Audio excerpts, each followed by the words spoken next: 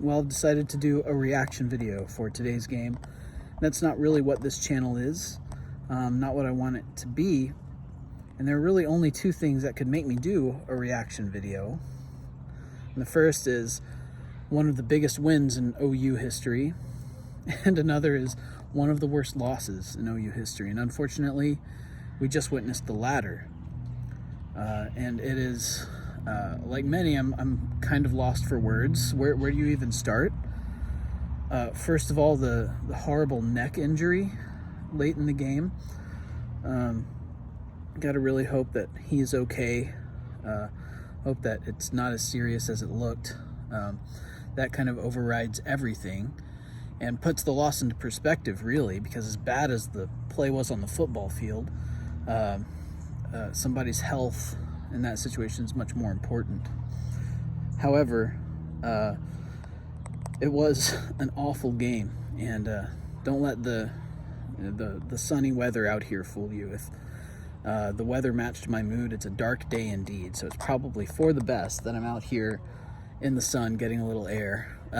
But there's so many things that went wrong, and just to big picture, it was the worst football game I have seen since I've been a fan.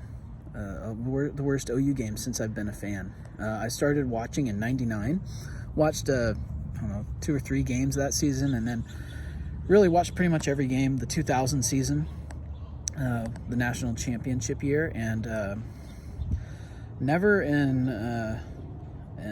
did I ever think that when OU won that title in 2000 that it would take us more than 22 years to win another national championship.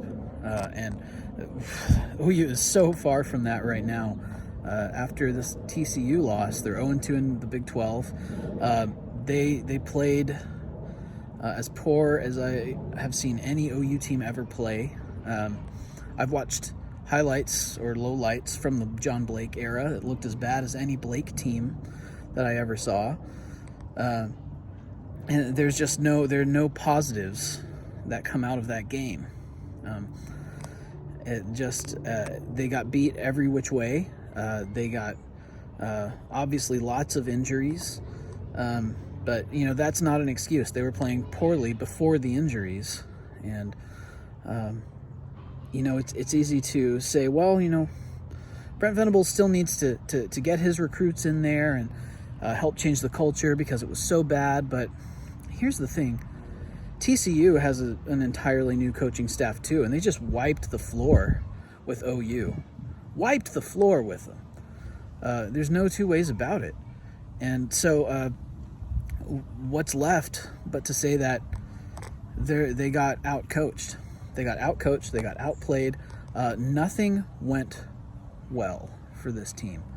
And it kind of makes me think going forward, you could say it's an overreaction, but I just don't know if this is the right kind of coaching staff. I'd love to be proven wrong. I'd love to eat crow on this, but everything that we heard during the off season just seems to have been completely empty. Guys aren't improving. Guys aren't gelling. They're not getting bigger, faster, and stronger. They're just not good. They're just not good. And these were guys that were talented coming out of high school. OU has a decent blue chip ratio, and they still just look so bad. And I know it's only been one off season of having good strength and conditioning and things like that. But once again, TCU's had a completely new staff too, and they just wiped the floor with OU. And so it makes you wonder what could possibly change to get it in the right direction. I think the answer is clear that this year, nothing. This year, I don't think anything can change it. But because what you worry about now is their confidence so shot that they don't play well the rest of the season. How would you improve that confidence? A win against Texas would go a long way, but if they play like they played against Kansas State or TCU, Texas is going to beat them by 3 touchdowns. Even if they don't have Quinn Ewers, Texas isn't good, but OU is bad. So I don't think there's any redemption for this season except to let young guys play, and take their lumps. And then you've got to hope that the recruiting class doesn't go out the window, and that those guys come in the next year and kind of help you rebuild. But I also wonder if maybe Brent Venables wasn't head coaching material. He's learned under 3 Hall of Fame head coaches, but maybe he's just not that guy. Maybe he is better off being a coordinator. Some of the things that the defense did today were inexcusable, indefensible, no pun intended, because there was no way that they should have allowed that to happen. There were bad defensive calls. They were easily picked apart. There was no fire. There was no push at the point of attack, and offensively, Dylan Gabriel just can't hit the broadside of a barn. I think his confidence was shot against Kansas State, and it just never recovered. It's my personal opinion. I don't think he's really as bad as we've been seeing, but when your confidence is shot like that, I think that things just kind of tend to spiral out of control.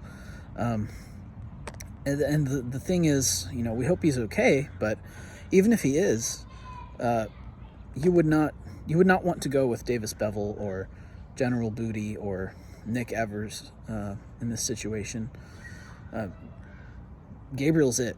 Gabriel is the best that OU has, and it's not saying much. There is just not much left to say, except that I hope that after this season, things get back on the right track. But I think there's a really good possibility that they won't.